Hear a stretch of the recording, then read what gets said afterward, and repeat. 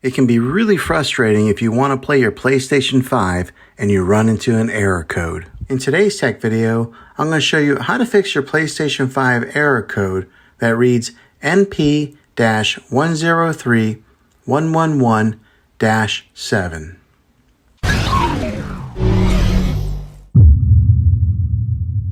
I'm going to show you a few different things to try to help you get your PlayStation 5 back up and running again. The first method is the easiest one to try, and that's to unplug the PlayStation from the wall outlet and wait 60 seconds. Now don't be impatient here, wait the whole 60 seconds, then plug it back in. If your PlayStation is working again, great. If not, let's go ahead and move on to the next method. Find your router or modem that is giving you Wi-Fi and unplug that for 60 seconds. Then plug it back in. You have to wait a few minutes for it to connect and get back online, but when it does, check your PlayStation then and see if it works. If it doesn't, let's go ahead and move on to this next method. We are going to do a reset of your PlayStation 5, which means that you'll have to log back in with all of your credentials afterwards, but it'll be an important troubleshooting method. Press and hold the power button on your console and wait until you hear 2 beeps, then release it. Next, connect your PlayStation 5 controller using the USB cable. Then press the PlayStation button that's in the middle of the controller. You will get a menu that'll pop up and you'll want to go to option number 6, which says Reset PS5.